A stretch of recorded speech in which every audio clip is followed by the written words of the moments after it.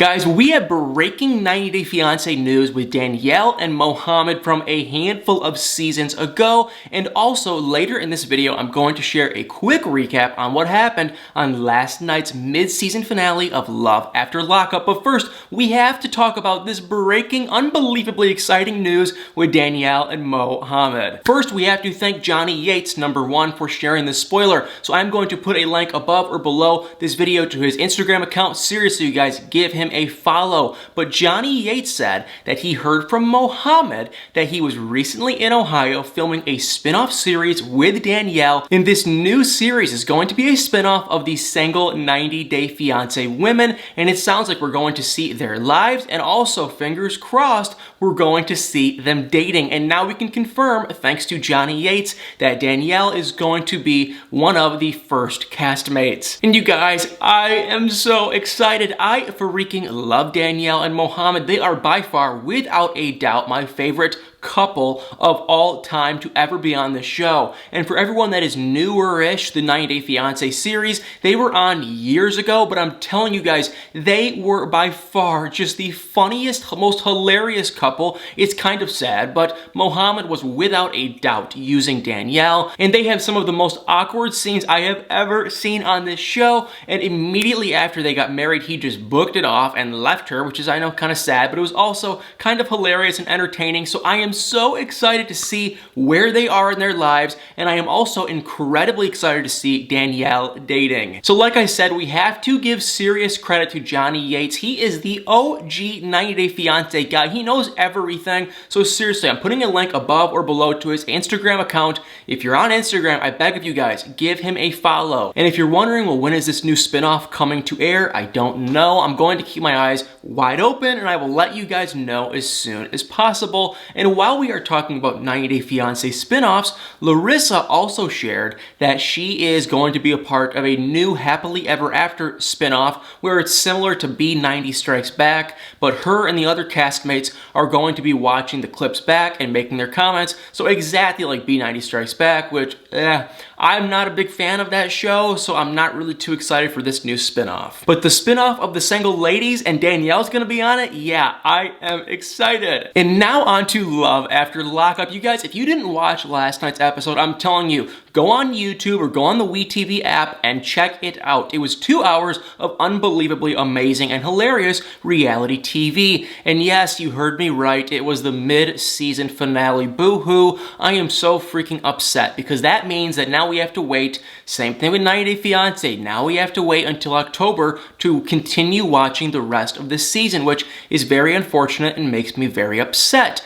But last night's episode was amazing. So let's first start talking about Scott and Lindsey. This has been one couple that we have talked about for so long. Keep in mind, they have never actually officially met each other, but on last night's episode, they finally actually met. And it was everything that I have been saying this entire time. Now, you would think, and even Scott would think that, hey, because keep in mind, let me just say, Scott moved from New York down to Mississippi. He bought a home, supposedly, for Lindsey. He also went to pick her up like a week or two back in a Hummer limo with a cake and with steak, but she wasn't there, and she didn't give him any heads up at all. She was not going to be there. But finally, she finally was able to leave. She came, and then this time, he didn't come in a Hummer limo because there was not that much time notice. So he literally just jumped in his old pickup truck and went and picked her up. And the first thing Lindsey said is, "Why are we in this car? This car is disgusting. It's old. Why are we not in a nicer car?" And Scott was saying, well, I just came to pick you up. But Scott wasn't thinking, okay, that's not a big deal, whatever. The truck wasn't very nice. But then he goes and he brings her over to the house. And he wanted to surprise her and make, he was so excited because Lindsey's been sending him different pictures to how to design the house and do everything. And how, because Scott has slowly been redoing the house, but this time she gets to the house for the first time. She's all excited. She walks in the door and she absolutely hates it. She literally word for word told him, I was expecting Disney World and I got the county fair. She goes, this is horrible. Why haven't you done anything to the house. It's dirty. It's still like mid-construction. What is going on? Now, no. It's not completely mid-construction. It's not like bare bones or anything. It's a livable house. However, you can clearly see it is definitely a bachelor man cave style house. There are things missing and there is still work that needs to be done, so I can kind of see Lindsey's perspective, but don't get me wrong, she is being a spoiled, unbelievable spoiled brat. She is not grateful that Scott just took her in and is letting her live there rent-free whatsoever. She is mad, she is annoyed, and she went as far to say that prison is better than where they're at right now. And Scott, shockingly, was standing up for himself. He was even saying, hey, you're being disrespectful. I came here and I bought this house and I'm still working on it. It's not completely done and you aren't, being happy or grateful at all. So he was even upset. They were going back and forth and Lindsey just flipped out on him. She was going unbelievable, having these crazy mood swings and stuff. And then boom, of course, their segment ended. So we're going to have to wait and see what happens with those two couples in the remainder of the season. But I have now heard rumors that they have split, they are not together, and that she might even possibly be back in jail. I don't know how true that second part is, but I'm pretty confident after watching last night's episode that they are not still together. And the next most hilarious couple we got to see is Shawn and Destiny, the good old Destiny, the big spender Destiny. She's one walking around with all this money in her pocket because obviously all she wants to do is spend the money. Now, me being someone that's a little bit more on the frugal side, I like to get my groceries at Aldi and not spend that much money.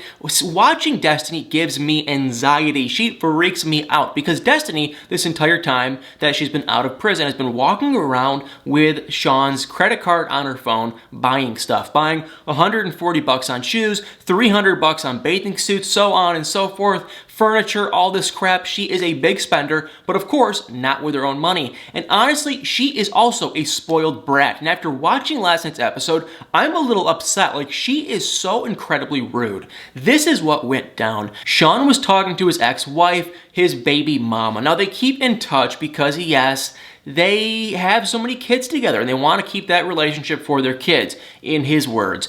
But, Destiny, she said that you can't have anything to do with her, you can't be involved with her, you can't even talk to her unless it is 100% solely, related to the kids, which I kind of get, kind of don't. I mean, it's like, hey, he has a relationship with his kids, which is great, and Destiny should not really be too terribly involved in that, so she should take a step or two back, in my opinion. But Shawn's ex-wife called him and asked, hey, how's this relationship going? Destiny overheard it, and she flipped out to the point where she said, okay, I'm done, this is it, get me a plane ticket, I'm getting out of here. And she was just saying, hey, you lied about your age, you lied about your kids, and now you lied about the fact that you're talking to your ex-wife. She was, I am done, this is over. And then all of a sudden, Shawn was trying to kind of work it out with her, trying to kind of make it work, and she said, no, this is over, we are done. I mean, I am sick and tired of this girl. She is literally blowing all of his money. Now Shawn is pulling money out of his 401k and his investments and his savings for his kids to fund this idiot. I'm so unbelievably annoyed and sick and tired. I don't know why I'm getting so mad, but I'm irritated. I feel bad for this guy because he's clearly getting used by a con artist. She's nothing more than a con artist. She is using him for his money, and that is it. And I get it that he has lied, and lying is never okay, never cool whatsoever, but it's still like, come on. You go and you spend the guy's money, and not only that, you are lying to him about wanting to be romantic with other women. So you're clearly lying to Destiny, and it's just annoying, and I'm sick and tired of it. So I don't know what happens with this couple. I have heard 3 rumors. I have heard that she is back in jail. I have heard that she has met a new man, and I have also heard that they are still together. So I don't know which one to believe. If I had to guess, I would probably say that she has met a new man and now she is back in jail. That is what I would just say, but I have no idea which thing is actually true. And the worst part about this whole situation is before Shawn and Destiny got into that big blowout fight, he went and bought her a $2,000 engagement ring because he was going to ask her to marry him. So Shawn, you are an absolute idiot if you ask her to marry you. I mean, come on. not cool. She is clearly not into you at all and just using you. Then we got to see Maurice and Jessica, and oh my god, it melted my heart. I am team Maurice. Now, I actually like him. Now, at first I had my concerns. I was a little nervous, but after watching the past couple episodes, yes, I like him. I'm team Maurice. And on this last episode, Maurice got to meet Jessica's two parents, who they were definitely incredibly concerned.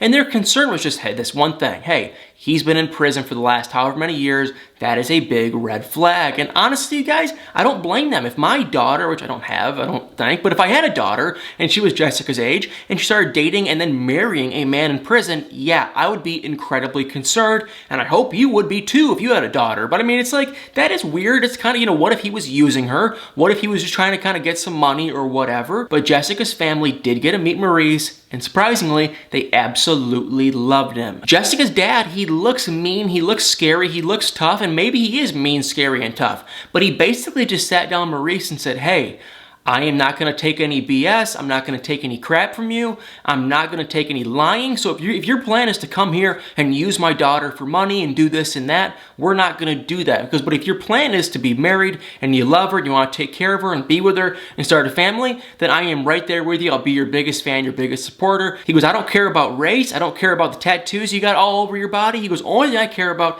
is your heart. And honestly, you guys, he couldn't have said it any better. The guy just wants Jessica to be with a good man, a big-hearted man, someone that's real, sincere, genuine, honest. I don't know about how faithful Maurice is going to be. I'm not going to say that Maurice is, has cheated or he's going to cheat. I'm not saying that at all. I'm just saying I don't know if he's going to stay faithful. He definitely seems to be a flirt and out there and kind of just, he's definitely a flirty kind of a guy. But maybe he'll be incredibly faithful. I don't really know. I wish them nothing but the best. I honestly hope that Jessica's dad and Maurice can build this unbelievable friendship because I like Maurice so much so far. And I just want to see him happy. And he even said, I never really had a father figure. So this is all kind of different. This is all kind of new. And I don't know. The guy, he just has such a funny personality. I like the guy a lot. I think Jessica is so happy with them. So fingers crossed, I hope to God that they work. Then there was Quaylon or Quaylon, whatever, and Chevelle. I don't know how I feel. I'm juggling my emotions with this couple. Number one, let me just say, they had, Chevelle threw a party, a welcome home party for Quaylon. So Quaylon's family, his sister, his mom, and maybe some of his friends too were there. And they just honestly don't get along at all with Chevelle's family. So immediately, Chevelle's mom and Quaylon's mom got into a little fight because, lo and behold, Chevelle bought Quaylon and surprised Quaylon with a car. So Chevelle's mom was like, oh my God, she's so nice, she's so nice. What if Quaylon is using her? And then Quaylon's mom was saying, well, God, it's almost too nice. What if Chevelle is trying to bribe Quaylon to stay with her? I can definitely see both sides. And honestly, I feel like both of this stuff is kind of going on. I feel like Chevelle is kind of trying to not bribe, but she's trying to kind of incentivize Quaylon to stay around. She's buying him a phone and a car and this and that. She's trying to incentivize him. Whereas I think Quaylon's kind of just saying, hey, this girl's buying me stuff and I'm definitely not going to say no. So they're both kind of like using each other, kind of. It's really weird. They have a really weird relationship. They kind of almost come off more as just like friends. Like they don't really seem like they're very romantic. Kind of, but like I was saying, I mean, their whole families were clashing. So not only did his mom and her mom get into a little fight, then his sister and Chevelle kind of got into a little fight, and then Chevelle's cousin D-Mark and Quaylon got into a little fight. So a lot of fighting, not very good energy. Everyone wants to see Quaylon go back with his mom to wherever city, Kansas City or Texas, wherever they're at, I can't even remember. And I just feel like that's the direction he's being pushed. I don't think he's going to stay with Chevelle much longer. And I think when the opportunity comes, he'll just say, hey, I can't make this relationship work and I am going to peace out and get out of here. And for Chevelle's daughter and her sake and everyone else, I do want them to work, but I just don't see it happening. And we have two other couples, I believe. Number one is Tyrese and Shonda. Yeah, they were never, ever a good match. Tyrese is like double Shonda's age. You could just see she was using the guy for one thing only, and that is money. And she even admitted admitted to the cameras that, hey, I was talking to like 8 other guys. It was never just Tyrese. But for some reason, this Tyrese guy is just convinced that she is in love with him. Well, spoiler alert, I have heard from several different sources that they are not still together, and I am not surprised at all. You could just see she doesn't want to be with him, and she even did say that Tyrese has a couple of kids that are the exact same age as her or close to her in age, and she was saying, honestly, now that I look at it, it's pretty weird. So yeah, Shonda, she's not staying with Tyrese. And the last but not least couple, which is really honestly just kind of odd, we've only got to see them like for 1 or 2 episodes, is Heather and Dylan. There they are right there. They literally got to see each other for the first time in this episode, and I have heard a huge spoiler on them, which I will also release if you guys want to hear it. I'll say it in a couple of seconds, but first, just a recap on this couple. They were together for like 2 or 3 months, and then for whatever reason, according to Heather, Dylan was just madly in love with her so much that he said, hey, will you marry me? Now, they had never been intimate or romantic in the old bedroom, but she said, yes, I will marry you. So in their head, they're married. Not legally, but they are technically married, I guess. So they haven't really spent a lot of time together outside of him being in prison. They've been like talking or married for 5 years, but it's majority of the time it's when he's been in prison. So they don't really have a lot of out of prison, time together. And that was all just Heather's side, but she claims we're in love with each other. It's amazing. He's just the best guy ever. Then we got to hear Dylan's side of the story, and he pretty much just said, I met Heather, she's been amazing. She's been my rock. I love her so much. But he also said, you know what? He goes, after 3 or 4 or 5 months, he goes, she started getting tattoos of my name, like all over her. And he goes, yeah, that's kind of clangy. That's kind of weird. It's kind of a little too much for someone that you've only known for a couple of months. And yes, Dylan, I 100% agree with you. But now I have heard in present day, spoiler